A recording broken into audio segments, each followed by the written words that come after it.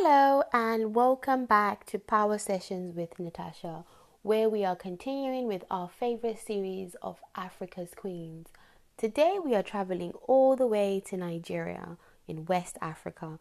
We are going to be looking at Queen Amina. She was born around 1533 in the 16th century in Zazzau, now known as Zaria City in Kaduna State, which is in the northern part of Nigeria. She was born to a very wealthy family who made fortunes from the sale of leather goods, the sale of cola, salt, horses, and imported metals. Queen Amina's leadership skills were actually discovered very early on in her life by her grandfather, who allowed her to attend state meetings. He saw the potential in her and he thought, I know what I'm going to do with her. This is a powerful way to show how when patriarchy in family actually embraces and encourages the strength and power in the females in their family, the result that it brings. Her mother, the Queen Bakwa of Turunku, was an influential political figure in Amina's hometown, and she equally as well noticed Amina's military acumen, and she promised to raise her daughter to become a future queen. This mother knew the destiny of her daughter. What we're already learning about this queen is that even in today, it applies that the molding of a child and the leaning on that child's strengths brings forth greatness in them. She had support from both mothers and fathers in her family, and they had a vision of who she would become. She surpassed all expectations, Queen Amina. She didn't only remove all obstacles to her nation's direct access to the Atlantic coast so that they could trade, but she also expanded Zazzau's territory up to Numpe and Kwarafa. To ensure this, she personally led military expeditions of over 20,000 infantrymen to many, many battles. Queen Bakwa, her mother, died in 1566, and the rule of Zazzau fell on Queen Amina's younger brother Karama, as customary in these days. After 10 years on the throne, Karama died, and the leadership was passed on to Queen Amina, who had gathered much popularity among Zazzau's people and military because of her exemplary leadership skills and for the fact that she was unbeatable as a female warrior. In 1576, she became the Queen of Bakwa.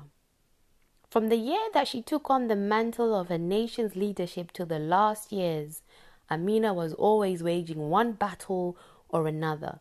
We must emphasize, as we have done in the last 2 episodes of this series, that Queen Amira's leadership was pre-colonial Nigeria, where men did not feel threatened when women were in powerful positions, as it was usually understood that they deserved to be there because of age, kinship, or merit, and not gender. Women could even oust men who were not performing their duties effectively. While socially and economically pre-colonial Nigeria society clearly described women's and men's roles, this did not prevent women from asserting their authority or themselves. When Queen Amina began her rule, the 7 original states of Hausa land were Katsina, Daura, Kano, Zazzau, Gober, Rano, and Garun Gabas. These areas covered an area of approximately 500 square miles and are the heartland of Hausa land. It is said that these regions went through many, many troubled times and witnessed many unusual and strange events. It was said that the first person to establish government among them was Queen Amina. She made military assaults upon these lands until she proclaimed herself over them by force. The lands of Katsina and Kano were forced to hand over levy to her. She also made incursions into the lands of Bochi until she reached the Atlantic Ocean to the south and west. It was for this reason that her kingdom was the most extensive amongst the kingdoms of Hausa, since Bochi included many, many regions. At the time of Amina's reign, Zazzau was situated at the crossroads of 3 major trade corridors of northern Africa. It connected the Sahara with the remote markets of the southern forest lands and the western Sudan. There were great battles that were fought for this trade corridor, and there was the rise and fall of the powerful and more dominant Songhai people. This competition for control of trade routes incited continual warring among the Hausa people and their neighboring settlements during the 15th and 16th centuries. Queen Amina became an accomplished warrior, ensuring safe passage for Zazzau and other Hausa traders throughout the Saharan region, conquering all the towns as far as Kwarafa in the north and Nupe in the south. At a time, she dominated the entire area of Kano, Gobert, Katsina, Dara, and Rano and became a threat to nations in the Western Sudan and Mali. I mean, when you look at this is a queen who did not only rule, but she clearly was a very lethal strategist in her conquests.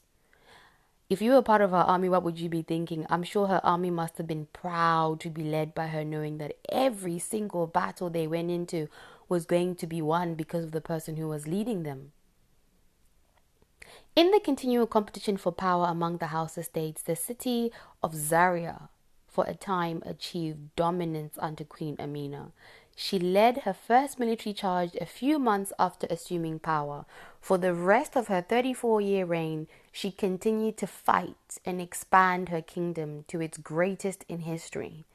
Heading up an army of 20,000 men, she tried to add as many territories as she could in several surrounding cities, and she ruled Kano and Katsina at the cost of 34 years of almost uninterrupted warfare.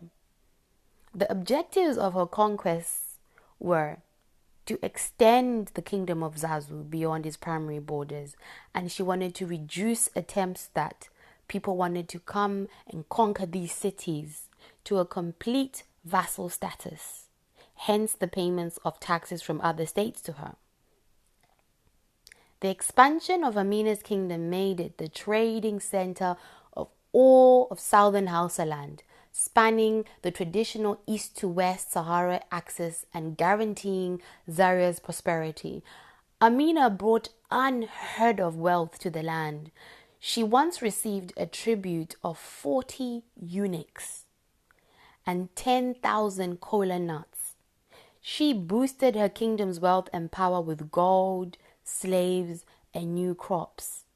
Because her people were talented metal workers, this queen introduced metal armor, including iron helmets and chainmail, to her Hausa land army. Legend has it that she prayed before expeditions at a place called Dutsenhia, a site which can still be seen today in her hometown. Queen Amina is also very much credited as the architect of the strong earthen walls around the city, which became the prototype for the fortifications used in all Hausa states. She built many of these fortifications, later known as Ganu Wall, Amina or Amina walls, around various cities she conquered. Many of these walls remain in existence to this day.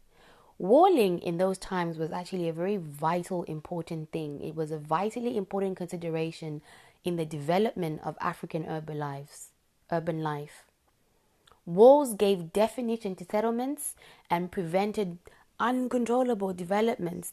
They also provided psychological and physical security. In unstable times, they afforded protection against the theft or destruction, and in peacetime, they controlled entry and exit of who came in and out of the kingdoms. Also, politically, these walls were actually very important as they were considered prestigious. Their size was a measure of the ruler's ability to command the labor of her subjects or his subjects. The walls constructed by Queen Amina of Zaria not only protected Hausa markets from external threats coming from the south, but also became an enduring testimony to her glorious reign. Amina refused to marry. In spite of her legacy status, she did not have a family of her own. One of the reasons for this was the fear that she had of losing her power if she did so. She died during a military campaign at Atagara near Bida in Nigeria. Her exploits earned her the moniker Amina, daughter of Nikatau, a woman as capable as a man. Her legendary escapades made her the model for the television series Xena Warrior Princess. There's actually 6 seasons of it that you can watch on Amazon, YouTube, and Google Play. In the series, she's not depicted as an African woman though, but we know history. History knows that this is our legendary Queen Amina. Today, her memory represents the spirit and strength of womanhood. Queen Amina undoubtedly managed to forge and imprint a legacy that contradicts all stereotypes in patriarchal African societies, where the inequality that women face affects virtually all aspects of society. There is significant evidence that women were allowed to make ample contributions to the social, political, and economic structure of their societies in pre-colonial Nigeria, if not with the same power and impact as men. Where they were prevented from being openly active, women used loopholes that existed in their social structures to gain and maintain some level of power. This changed to a large extent with the introduction of Islam and later British colonial rule, causing women to suffer important setbacks. The obstacles facing women in Nigeria and across Africa may persist today, but the legacies and examples of women such as Queen Amina point to the possibilities that exist for African women to reshape the destinies of our societies and communities. And I urge you again to go and learn about this queen, read up on her. It is important that we teach our children, we teach ourselves that there are people in our history who have fought for us, people of exemplary leadership. You come from kings and queens. I hope you enjoyed this episode, and I'll see you on the next one.